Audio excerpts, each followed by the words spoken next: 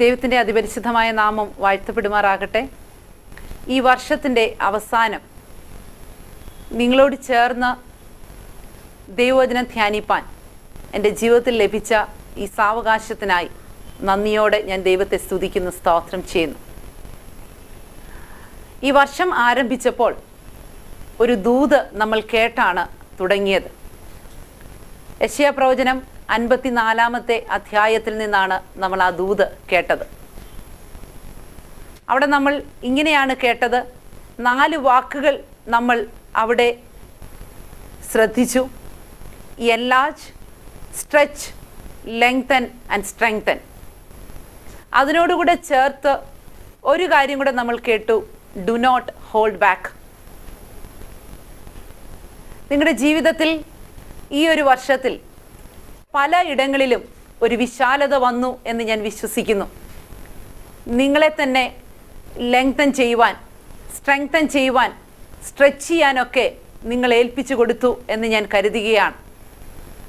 അവിടെ നമ്മൾ വായിക്കുന്നു, കയറുകളെ നീട്ടി കുറ്റികളെ ഉറപ്പിക്കണം.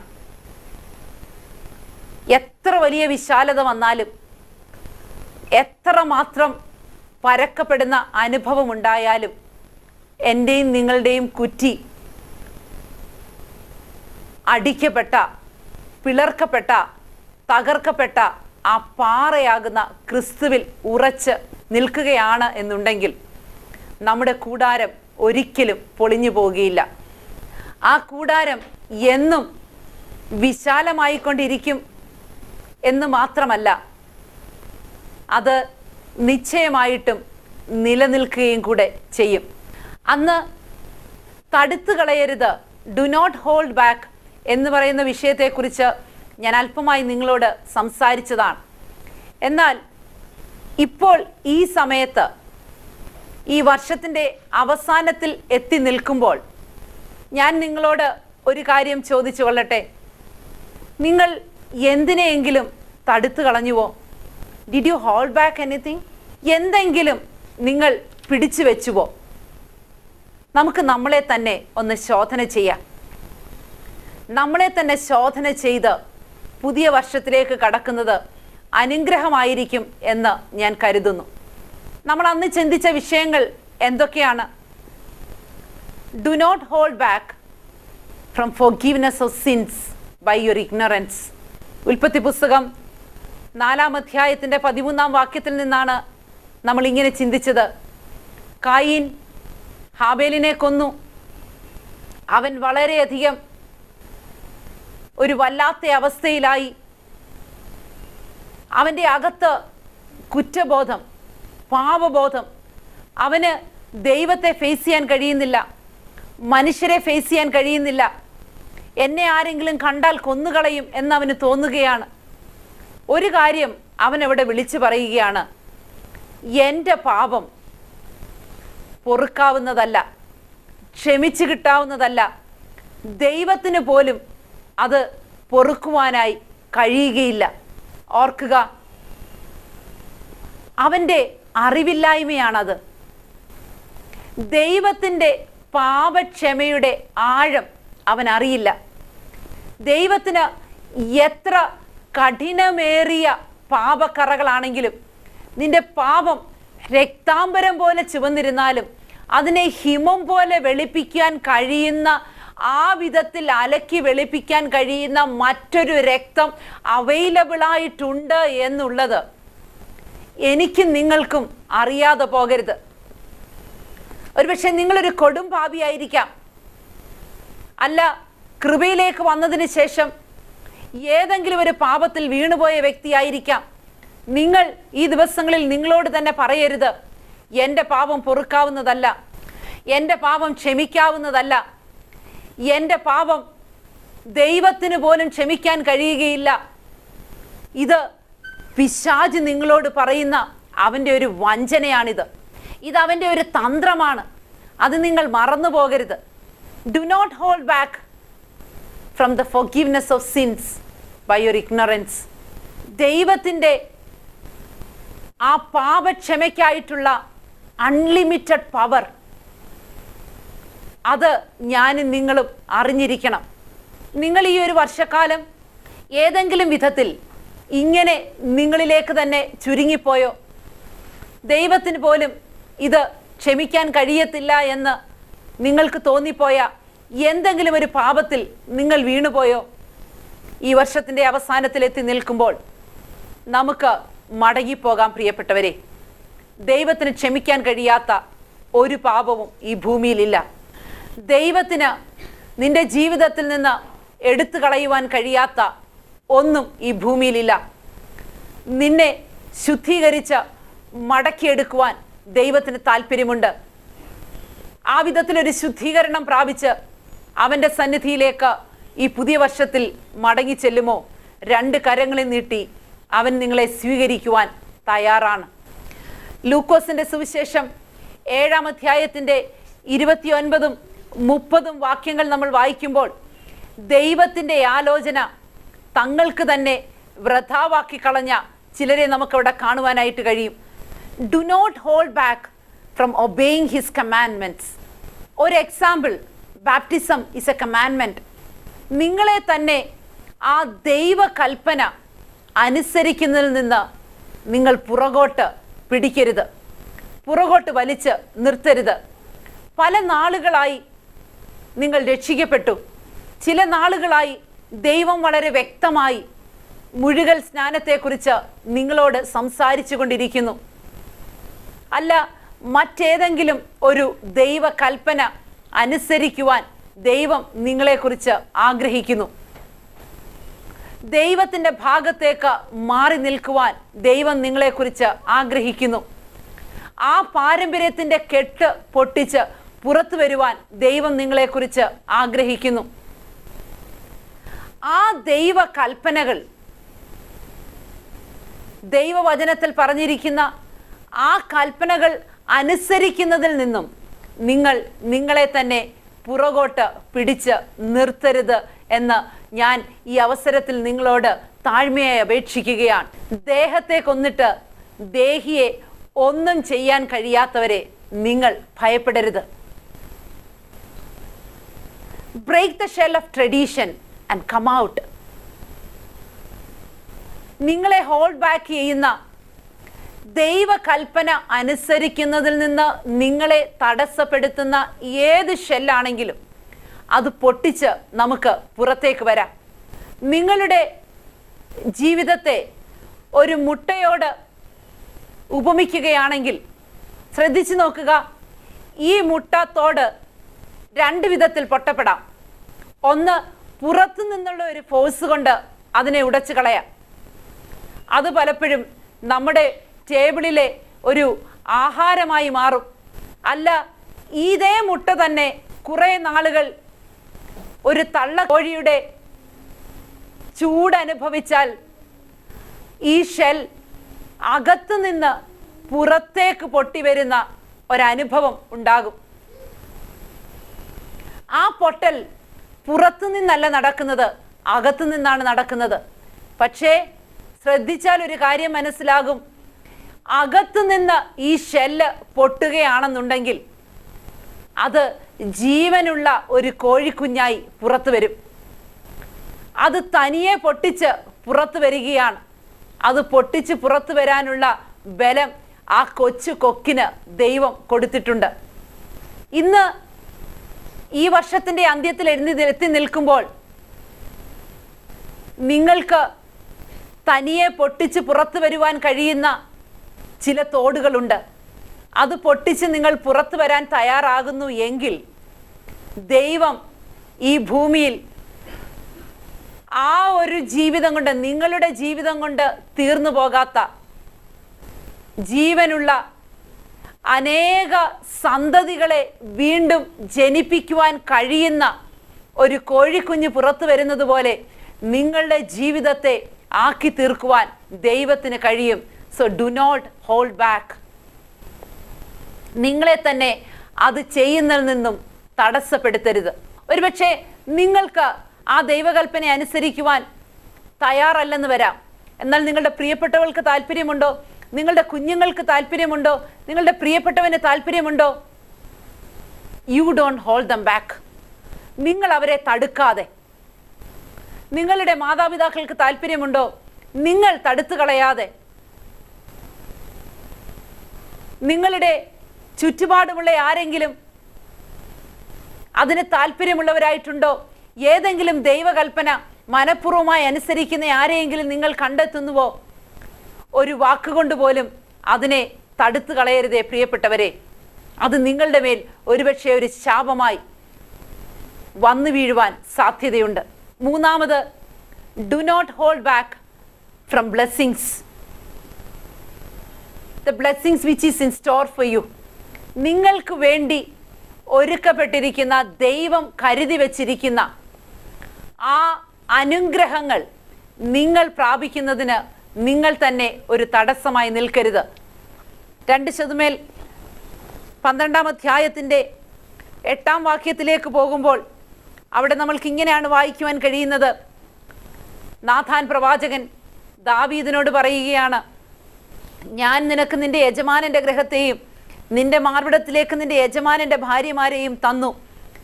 ഇസ്രായേൽ ഗൃഹത്തെയും യഹൂദ ഗൃഹത്തെയും നിനക്ക് തന്നു. പോരാ എങ്കിൽ ഇന്നിന്നതും കൂടെ ഞാൻ നിനക്ക് തരുമായിരുന്നു. അപ്പോൾ ദൈവം ധാരാളം കാര്യങ്ങൾ ദാവീദിൻ്റെ ജീവിതത്തിൽ അർഹിക്കാത്തത് കൊടുത്തു. എന്നാൽ പ്രവാചകൻ അവിടെ വിളിച്ചു പറയുകയാണ്, ഇന്നിന്നതും കൂടെ തരുവാൻ എനിക്ക് താല്പര്യമുണ്ടായിരുന്നു, എന്നാൽ നീ പാപം ചെയ്ത് അതിനെ തടുത്തു കളഞ്ഞിരിക്കുന്നു. So let us not hold back our blessings in store by sinning. മറ്റൊന്ന്, ലൂക്കോസിന്റെ സുവിശേഷം 5-ാം അധ്യായത്തിന്റെ 5-ാം വാക്യത്തിലേക്ക് പോകുമ്പോൾ അവിടെ പത്രോസും കൂട്ടരും ഒരു കാര്യം പറയുകയാണ്, നാഥ, ഞങ്ങൾ രാത്രി മുഴുവൻ അധ്വാനിച്ചു, ഒന്നും കിട്ടിയില്ല. പക്ഷേ യേശു പറയുന്നു, നീ അധ്വാനിച്ചതായിരിക്കാം, ഇതേ കടലിലായിരിക്കാം അധ്വാനിച്ചത്, ഇതേ പടകിലായിരിക്കാം നീ പോയത്, ഇതേ വലയായിരിക്കാം നീ ഉപയോഗിച്ചത്. ഇപ്പോൾ മീൻ പിടിക്കാൻ അനുകൂലമായ സാഹചര്യവുമല്ലെന്ന് എനിക്കറിയാം, രാത്രിയിലാണ് മീൻ പിടിക്കുവാൻ പറ്റുന്നത്. എന്നാൽ ഇപ്പോൾ ഞാൻ ഒരു കാര്യം നിന്നോട് പറയാം, അതേ കടലിൽ നീ പരാജയപ്പെട്ട അതേ കടലിൽ നിന്നെ പരാജയപ്പെടുത്തിയ അതേ വലയുപയോഗിച്ച് അതേ പടകുപയോഗിച്ച് പരാജിതനായ നിന്നെ കൊണ്ട് തന്നെ ഒരു വല വീശിക്കുവാൻ ദൈവത്തിന് താല്പര്യമുണ്ട്. Do not hold back your blessings in store by thinking about your past failures. നിങ്ങളുടെ മുൻകാല ജീവിതത്തിൽ വന്ന പരാജയങ്ങൾ അതിനെക്കുറിച്ച് ചിന്തിച്ചും പറഞ്ഞും ഇരുന്ന് നിങ്ങളുടെ ജീവിതത്തിൽ ഇനിയും ദൈവം വച്ചിരിക്കുന്ന ആ അനുഗ്രഹങ്ങൾക്ക് വേണ്ടി അതിനെ നിങ്ങൾ തടുത്തു കളയരുത്. ഈ വിധത്തിൽ അതിനെ തടുത്തു കളയാതെ വണ്ണം പാപത്തിൽ നിന്ന് നമുക്ക് ഒഴിഞ്ഞു നിൽക്കാം. പാപത്തിൽ നിന്ന് ഒഴിഞ്ഞു നിൽക്കുക മാത്രമല്ല, ദൈവ കൽപ്പന നമുക്ക് അനുസരിക്കാം. യേശു പറയുന്നു, നീ ആഴക്കത്തിലേക്ക് നീക്കി വലയിറക്ക്. സാഹചര്യം നോക്കണ്ട, പണ്ടത്തെ പരാജയം നോക്കണ്ട, ഇന്നലെ രാത്രിയിലത്തെ നിന്റെ എക്സ്പീരിയൻസും നോക്കണ്ട. പകരം നമുക്ക് അവൻ്റെ വാക്കിന് വലയിറക്കാം. അവൻ്റെ വാക്കിന് വലയിറക്കിയപ്പോൾ മറ്റ് പടകുകളും കൂടെ വിളിച്ച് ചേർത്ത് ആ അനുഗ്രഹം കരയിൽ കൊണ്ടെത്തിക്കുവാൻ മറ്റ് പലരുടെയും സഹായം അവർക്ക് വേണ്ടി വന്നു. 5-ാമത്തെ പോയിന്റായി ഞാൻ നിങ്ങളോട് പറയുവാനായിട്ട് ഉദ്ദേശിക്കുന്നത്, do not hold back from being a blessing to others by saying no to the breaking experience. ലൂക്കോസിന്റെ സുവിശേഷം 9-ാം അധ്യായം അതിൻ്റെ 10 മുതൽ 17 വരെയുള്ള വാക്യങ്ങൾ ഞാൻ നിങ്ങളെ ഓർമ്മിപ്പിച്ച വിഷയമാണ് എന്നെനിക്കറിയാം. ഒരു ബ്രേക്കിംഗ് എക്സ്പീരിയൻസ്, നുറുക്കപ്പെടാനായി ഏൽപ്പിച്ചു കൊടുക്കുന്ന ഒരപ്പം, ആ അപ്പം നിമിത്തം തൃപ്തിയാകേണ്ടുന്ന ഒരു പന്തി. നിങ്ങൾ ആ ബ്രേക്കിംഗ് എക്സ്പീരിയൻസ് വേണ്ട എന്ന് പറഞ്ഞ് മറ്റുള്ളവരെ അനുഗ്രഹിക്കാനായി ദൈവം നിങ്ങളെ ഉപയോഗിക്കാനായിട്ടിരിക്കുന്ന ആ അവസ്ഥ നിങ്ങൾ തടുത്തു കളയരുത്. Do not hold you back from being a blessing to others by saying no to that breaking experience. നമ്മുടെ ജീവിതത്തിൽ വരുന്ന എന്ത് തകർച്ചയും അത് നമ്മുടെ ദേശത്തിനോ നമ്മുടെ ഭവനത്തിനോ നമ്മുടെ വീട്ടിലുള്ളവർക്കോ ഒരനുഗ്രഹമായി തീരും എങ്കിൽ നമുക്ക് നമ്മളെ അതിനായി ഏൽപ്പിച്ചു കൊടുക്കാം. തടുത്തു കളയരുത്. ആറാമതായി, do not hold you back from eternal feast by giving mere excuses. Lukose 14:24 ആ ഭാഗത്ത് 15-ാമത്തെ വാക്യം മുതൽ താഴോട്ട് വായിക്കുമ്പോൾ ദൈവരാജ്യത്തിൻ്റെ പന്തിക്കായി പലരെയും ദൈവം ക്ഷണിക്കുന്നത് അവിടെ വായിക്കുവാൻ കഴിയും. പക്ഷേ 18-ാമത്തെ വാക്യത്തിൽ ഇങ്ങനെ വായിക്കുന്നു, എല്ലാവരും ഒരുപോലെ ഒഴിവ് കഴിവ് പറഞ്ഞു തുടങ്ങി. Mere excuses. പക്ഷേ 24-ാമത്തെ വാക്യം വായിക്കുന്നു, ആ ക്ഷണിച്ച പുരുഷന്മാർ ആരും എൻ്റെ അത്താഴം ആസ്വദിക്കുകയില്ല എന്ന് ഞാൻ നിങ്ങളോട് പറയുന്നു എന്ന് പറഞ്ഞു. നിങ്ങൾ ഈ കേട്ടുകൊണ്ടിരിക്കുന്നത് ഇന്ന് ഈ മീഡിയയിൽ കൂടെയും പല വിധത്തിലും നിങ്ങളുടെ കാതുകളിൽ എത്തിക്കൊണ്ടിരിക്കുന്നത് ആ നിത്യഭവനത്തിലെ കുഞ്ഞാടിൻ്റെ കല്യാണ വിരുന്നിലേക്കുള്ള ക്ഷണമാണ്. അതിനുള്ള ക്ഷണക്കത്താണ് നിങ്ങളുടെ കരങ്ങളിൽ ഇപ്പോൾ കിട്ടിക്കൊണ്ടിരിക്കുന്നത്. അതിനെ വെറുതെ ചില ഒഴിവുകഴിവുകൾ പറഞ്ഞ് ചില നിസ്സാരമായിട്ടുള്ള കാര്യങ്ങൾ പറഞ്ഞ് തള്ളിക്കളയരുതേ. ആ ഇറ്റേണൽ ഫീസ്റ്റ് അതിനെ നിങ്ങൾ തടുത്തു കളയരുത്. ദൈവം ഇന്ന് നിങ്ങളുടെ കാതുകളിൽ ഈ സുവിശേഷം എത്തിക്കുന്നുവെങ്കിൽ ഇന്ന് ഞാൻ മരിച്ചാൽ എൻ്റെ നിത്യത എവിടെ ചിലവഴിക്കും എന്ന ചോദ്യത്തിന് വ്യക്തമായ ഒരു ഉത്തരം നിങ്ങളുടെ ജീവിതത്തിൽ ഇല്ല എന്നുണ്ടെങ്കിൽ ഈ വർഷം അവസാനിക്കുന്ന ഈ നിമിഷത്തിലെങ്കിലും വ്യക്തമായി അതിനൊരു ഉത്തരമുണ്ടാകും എന്ന് ഞാൻ വിശ്വസിക്കുകയാണ്. പല പ്രാവശ്യം നിങ്ങളുടെ ജീവിതത്തിൽ ഈ ഒരു വർഷക്കാലത്തിനിടയ്ക്ക് തന്നെ എത്രയോ പ്രാവശ്യം നിങ്ങളുടെ കാതുകളിൽ സുവിശേഷം എത്തി. പ്രിയപ്പെട്ടവരെ, കൽപ്പന അനുസരിക്കുവാനുള്ള എത്ര ക്ഷണം നിങ്ങൾക്ക് ലഭിച്ചു. മറ്റുള്ളവർക്ക് വേണ്ടി ഒരനുഗ്രഹമായി തീരുവാനുള്ള എത്രമാത്രം അവസ്ഥകൾ നിങ്ങളുടെ ജീവിതത്തിൽ ഉണ്ടായി. തടുത്തു കളഞ്ഞുവെങ്കിൽ ഒരു സുല്ലിട്ട് കർത്താവിനോട് പറയാം, കർത്താവേ, ഈ വർഷം അവസാനിക്കുന്നു, എൻ്റെ ജീവിതത്തെ ഞാൻ ഒരിക്കൽ കൂടി പുതുക്കി അങ്ങയുടെ കരങ്ങളിലേക്ക് സമർപ്പിക്കുന്നു. പലരും ഒഴിവ് കഴിവ് പറയുമ്പോൾ അവർ പറഞ്ഞ ഓരോ നിസ്സാര കാര്യങ്ങളിലും അവരതിനാണ് പ്രയോറിറ്റി കൊടുത്തത്. But let us give priority to that eternal invitation. നിത്യതയിലേക്ക് നമ്മളെ കൊണ്ടുവന്ന് എത്തിക്കുവാൻ കഴിയുന്ന ആ രാജാതിരാജാവിൻ്റെ മകൻ്റെ വിവാഹത്തിനുള്ള ആ ക്ഷണക്കത്ത് നമുക്ക് രണ്ട് കൈയും നീട്ടി സ്വീകരിക്കാം. ആ വസ്ത്രം ധരിച്ച് ആ കല്യാണശാലയിലേക്ക് പോകുവാൻ ഈ ദിവസങ്ങളിൽ നമുക്ക് നമ്മളെ തന്നെ ഒരുക്കാം. So do not hold back. ഈ വർഷം എന്തെങ്കിലും നിങ്ങൾ തടഞ്ഞു കളഞ്ഞുവെങ്കിൽ അത് നമുക്ക് മറക്കാം. എന്നാൽ നമ്മുടെ മുമ്പിൽ ഒരു പുതിയ വർഷം ദൈവം ദാനമായി തരുന്നുവെങ്കിൽ ഒന്നിനെയും തടുത്തു കളയാതെ ദൈവം ആഗ്രഹിക്കുന്ന ആ വിശാലതയിലേക്ക് പോകുവാൻ സ്വർഗത്തിലെ ദൈവം എന്നെയും നിങ്ങളെയും സഹായിക്കട്ടെ എന്ന പ്രാർത്ഥനയോടെ ഒരനുഗ്രഹിക്കപ്പെട്ട പുതുവത്സരത്തിനായി നിങ്ങളെ ഞാൻ ആശംസിക്കുന്നു.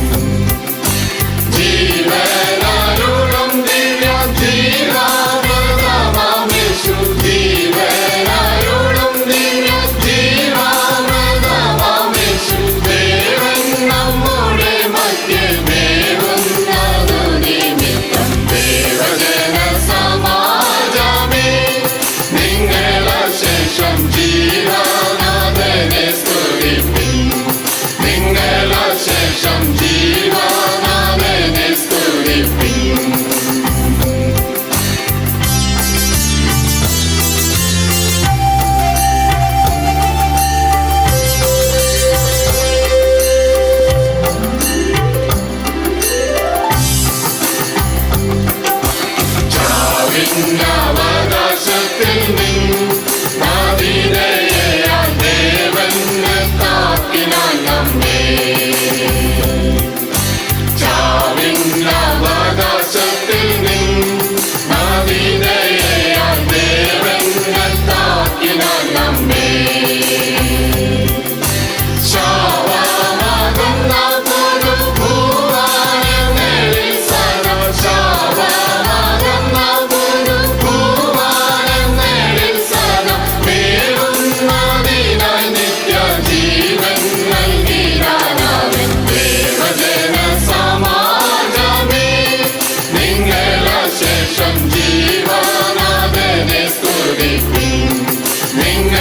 ശേഷം ജീവനാഥനെ സ്തുതിപ്പിൻ.